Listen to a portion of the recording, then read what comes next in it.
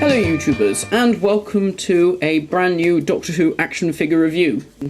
These are the first Doctor Who figures for 2010, and they are classics. It's the second wave of classic figures. A lot of brand new ones, some just repaints or resculpts. Here's the entire set, and a few extra ones for army building. And over the next few reviews I shall be reviewing each figure individually, although I may review the Mummy and the Vok Robot in one video, because that will only be very quick.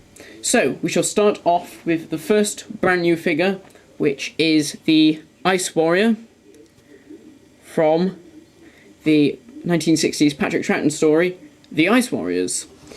Now, this is a very interesting figure because not only is it the first Ice Warrior we've had, but it is the first figure from the 60s, the first monster from the 60s, that has been released that isn't a Dalek or a Cyberman. I'll just very quickly go through the articulation that these figures have, or should I say should have, and I'll go on to that in a sec. The heads do 360.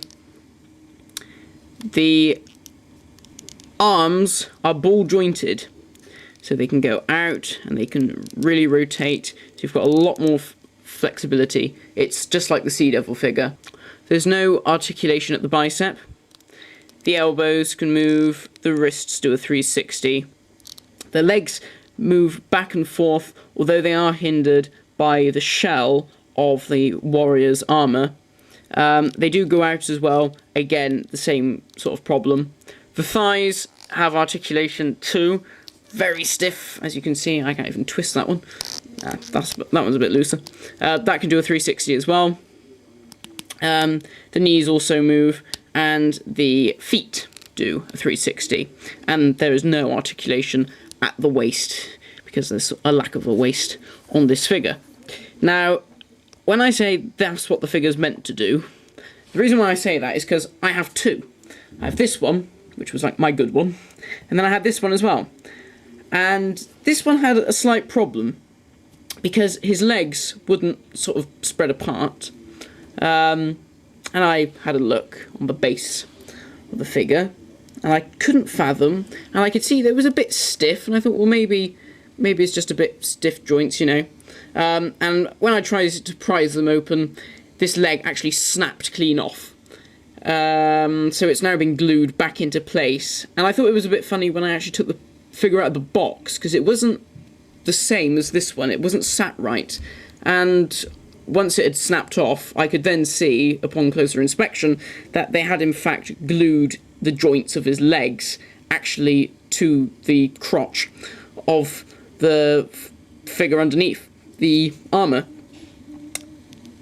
So be aware that is a possibility that you may get that. I mean, even if I'd have bought these figures in the shop, I wouldn't have been able to have said, oh yeah, there we go, I don't get that one, because I just couldn't tell until I pulled it out of the packaging.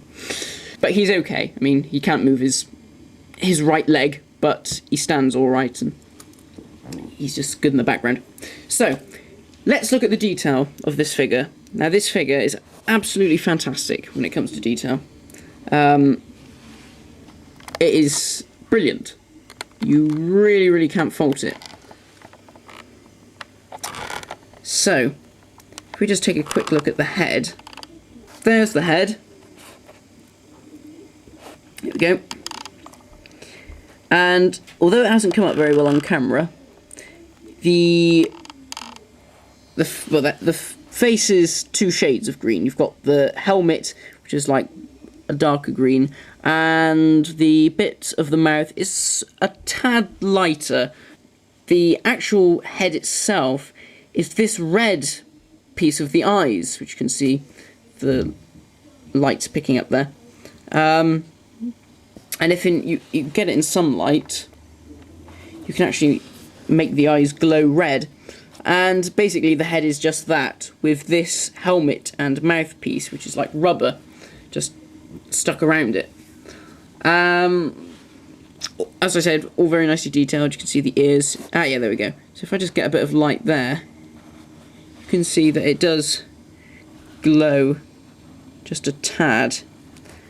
Not as well as the Vok, but I'll come to the Vok later on. And you can see he has all the sort of reptilian scales down the top of the head and in the rest of the helmet. The torso is a block of plastic with this armoured shell glued over the top. Kind of like what the original costumes were like. And this is just a bit of rubber, which has tufts of fur over here, like on the original costumes. And is quite malleable where it needs to be, sort of at the hips and things and around by the arms. But on the front and on the back is quite solid. And again, the detail here is very impressive. All the scales, which you can see there, very intricate. And at the front, and then on the back as well. On the back, it's different from the front, as you can see. It's just sort of straight scales on the armour, which is why you can sort of tell it's from the Ice Warriors, because if I remember rightly, this is the only story in which the backs of the Ice Warriors have this type of pattern. They later change into something a bit more like that, if I remember rightly. The back of the legs are just basically smooth, with just tufts of fur on the joints, but on the front you have even more scales that go down the front.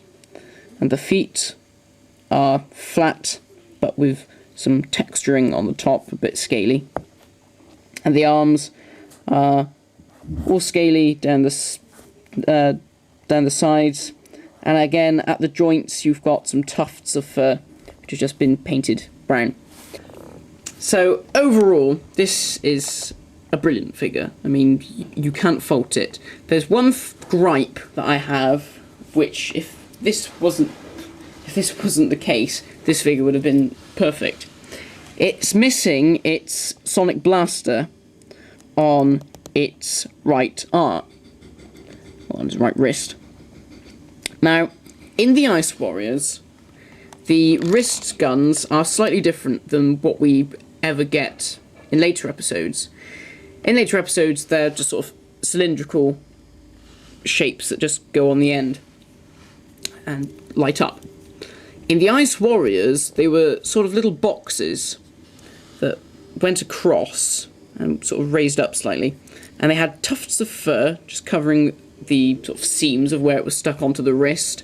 Unfortunately, this is missing on the figure, and I don't know why, because all of the Ice Warriors had them in the story, so I don't know why they've missed it off. However, if you notice here, on this Ice Warrior, the scales go right down to the end of the wrist, right? But on this side, there is a slight sort of stop a bit sooner on. And it is slightly smoother and raised up compared to this arm. So if you look at that one, and then compare it to this, it does move up just slightly. So it seems to me as if perhaps they thought of doing it, or they did it, and then maybe they thought it didn't look very good. I'm not sure. If that was on there, this figure would have just been spot on. But I mean, I will just customize my own and stick it on there. So that is the first figure of Wave 2. It's an excellent figure. I highly recommend you trying to track them down. And for those of you who watch my custom videos, here they are with my custom Commander Azixir.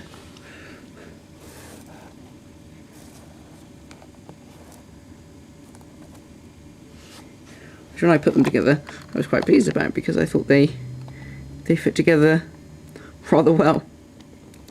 So, thanks for watching this episode, guys. My next review will be of the Earthshock Cyberman. So, thanks for watching, and I shall see you next time.